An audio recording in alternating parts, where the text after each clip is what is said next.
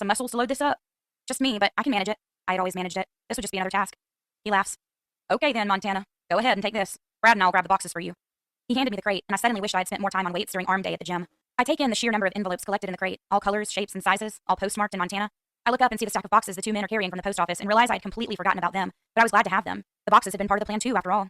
In the last few weeks, I had managed to have the forethought to order things and ship them straight here as opposed to our home in Montana where I would have to repack them, if they even fit on the truck at all. Some of the items I had shipped here were things that had needed to be replaced or would have taken too much valuable room on the trailer. Other boxes contained new items for our home. I just had not realized how much of it I had managed to put aside. This little postal box had acted like a safety net, catching all the things I could throw at it for the kids and me. For now, the contents of the envelopes would be left sealed and undisturbed. While I had given my new physical address to anyone who needed it, the post office box was just for me and anything I needed to keep safe. As we walk out of the building, I point out my red Ford F-250 truck, and the guy from the counter laughs. You know, Montana, if I had to pick a vehicle for a woman like you to drive, this is probably what I would have come up with. It suits you. He smiles kindly at me. All I can produce is half a smile as I blush. If he only knew the story of this truck, or Montana, or how I got there, and why I'm coming back now.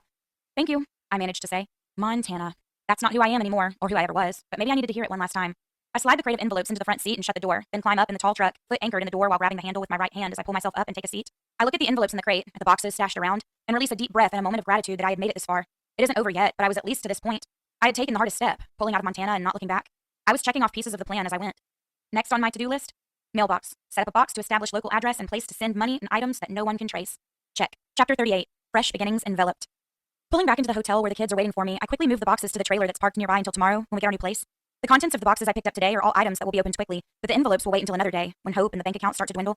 Walking into the hotel room, the kids are excited and hit me with 1,000 questions.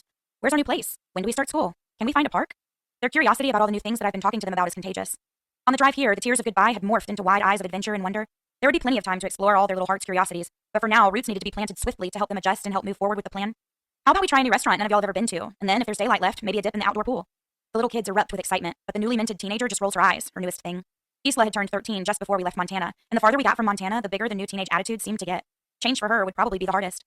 Load up, y'all. Let's get moving. The three littles swiftly get their shoes on and head to the truck parked in front of our room.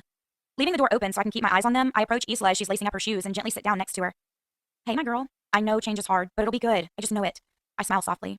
Her red hair flips over her shoulder as she finishes tying her shoes and stands up to leave. Whatever, Mom.